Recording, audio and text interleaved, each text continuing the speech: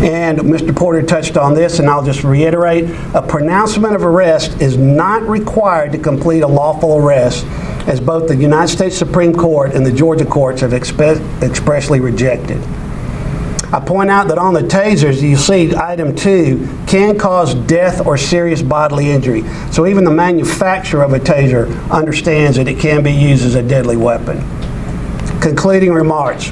The autopsy of Mr. Brooks revealed that he died, as y'all know, he had 2 gunshot wounds, one to the buttocks, one to the middle of the back. Mr. Porter has explained, because I know there was some conversation earlier, or media reports earlier, about Mr. Brooks being shot in the back.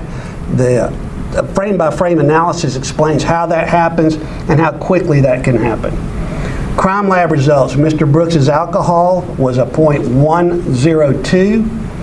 His toxology report showed it was positive for cocaine and cocaethylene, which is cocaine mixed with alcohol. So it shows that he has both those in his system. He also had Eutylen in his system. Also in the car, the GBI conducted a search. They found pills. The pills were positive for methamphetamine and Eutylen. Eutylen is better known under the street name of ecstasy.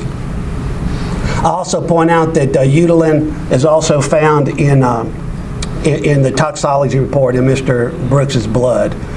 In conclusion, Officer Brosnan and Rolfe were acting within the scope of their duties and authority when placing Rayshard Brooks under arrest for driving under the influence of alcohol. Officers had no way of knowing or anticipating that within seconds of this encounter, both would be attacked by Brooks, and that Brooks would overpower them, take the taser from one of them, fire the stolen taser at both of them, and then attempt to escape while continuing to fire the taser at the pursuing officer. To conclude, Brosnan and Rolfe committed no crimes. Both acted as reasonable officers would under the facts and circumstances of the events of that night. Both acted in accordance with well-established law and were justified in the use of force regarding the situation. We do wish to extend our sympathies and condolences to Ms. Tamika Miller. Ms. Tamika Miller was scheduled to meet with me today prior to this press conference. Shortly before the press conference, we received a text that she would not be in attendance, and we tried to reach out to her by telephone to let her know what the announcement would be, and Ms. Miller did not pick up the phone.